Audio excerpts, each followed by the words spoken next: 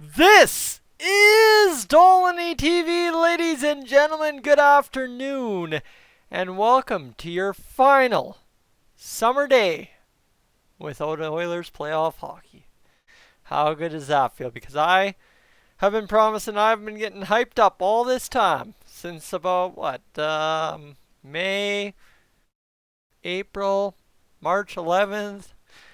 That the Oilers are going to get glowing and go win the Stanley Cup for us. And of course, that would mean your entire summer, the rest of your summer, all the way through September, all the way into the first week of October, is booked with Oilers hockey. So, ladies and gentlemen, with that, let's just revel in the fact that it's 30 degrees outside. It's the most beautiful week of the summer so far in Alberta, and I hope you enjoy it. Just make sure you don't enjoy it too much, that you aren't out of bed by 12:30 tomorrow afternoon when we get the pregame going here live on Dolynny TV, then headed into the game stream against the Chicago Blackhawks at 1 p.m. Mountain Time, live from Rogers Place in downtown Edmonton, the bubble.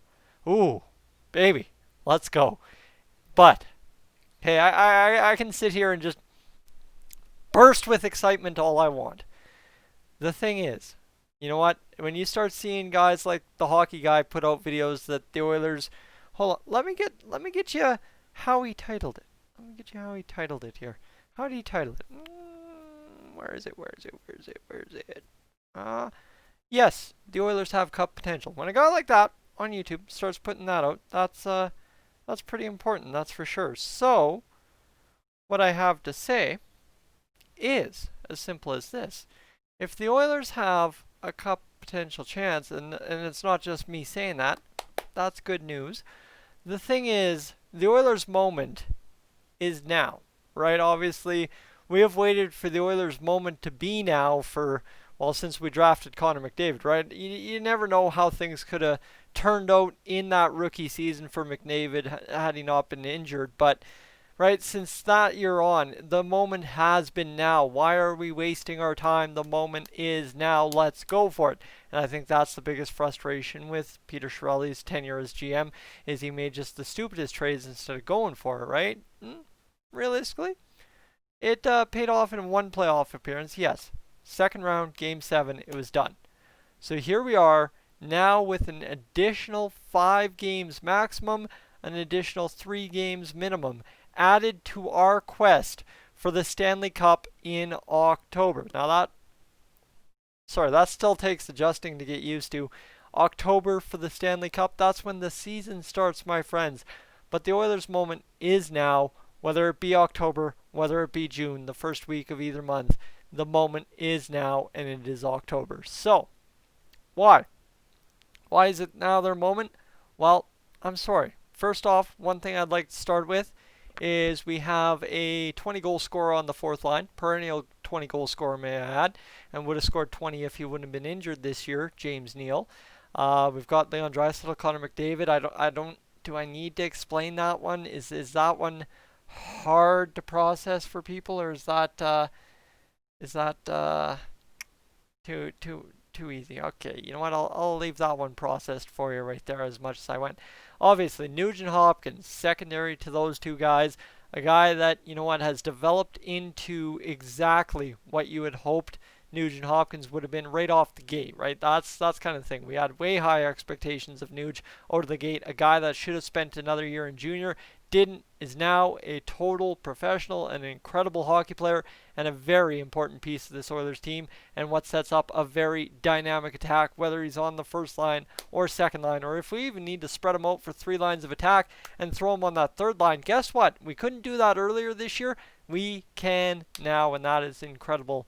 So, the attack, the balanced attack, 4 lines that straight up can kill you, right? Obviously not mentioned in there is Sheehan, Archibald, and whoever plays wing, whether it be Athanasiou, Haas, Nygaard, whoever's in there on the wing with Archibald and Sheehan, they know they have a chance to succeed because those two guys, they are a dynamic pair, just like, whether you want to say Draisaitl and Yamamoto or McDavid and Draisaitl, however you want to put it, those two are dynamic together, whether it be even strength or penalty kill, that's for sure. So, my friends.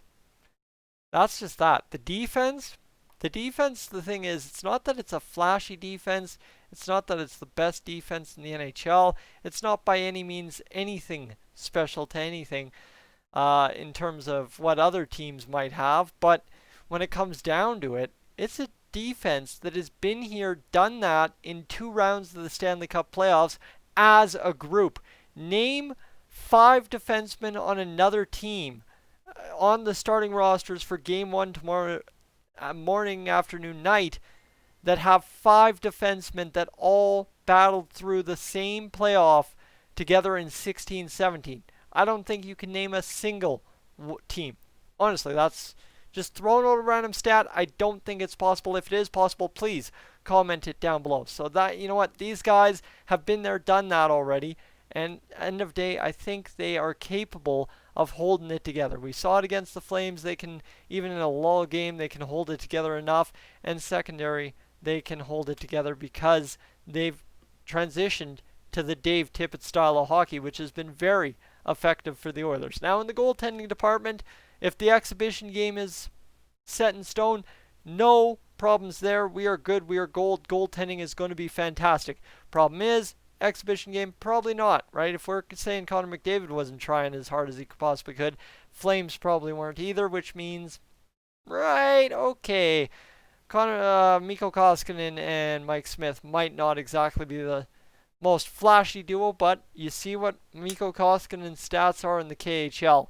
Man, if it's not his time to shine after his rookie full year in the NHL, and then of course this year doing what he did with that .917 save percentage, it only gets better in the playoffs, I'm sure, and I think the goaltending very much so capable of handling the task at hand, especially the Chicago Blackhawks in the opening round.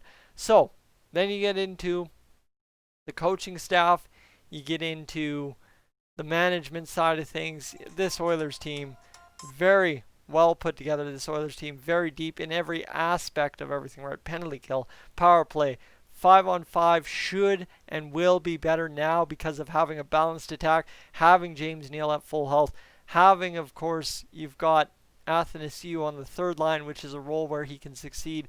Spreading out Ennis and Nugent Hopkins, probably not the most stellar thing to do, but at the end of the day, I don't think it's going to kill you as much as you'd think, right? Because what you lose in having Nuge on the second line, you gain in having him on the first line, especially if they do what they didn't do against the Flames, which they will do because it's playoffs and it matters. So that's all that. And of course, Dave Tippett, a guy, just let me pull up because I don't have Dave Tippett's coaching stats offhand, but let's go over to old Hockey DB and get his coaching stats. All right, Dave Tippett has not been in the playoffs since 2011-2012. That we'll say that. So he coached Arizona and they didn't really do much, but it was Arizona at the end of the day. Dave Tippett, however, lost in round 3 with the Coyotes in 2011-12, and other than that, he's been to round 3 once with the Dallas Stars in 07-08, and then you've got round 1 exits for 5 years and a round 2 exits. So it's not that Dave Tippett's the most glamorous playoff coach, but you put together the fact that he's had a couple 3-round baggers in terms of scoring playoff victories, and you come around and you see that he's got this team. You've got this team on the ice. My goodness, it just all seems to be exactly pointing towards this is the Oilers moment, the moment us fans have been waiting for them to, I don't know, win the cup. Might not be exactly what everybody's saying, but arrive, right? The word is this is the Oilers' moment to seize opportunity, to arrive and show that, you know what? We've been kicked down, we've been made fun of, but here we are, and we're going to get this done.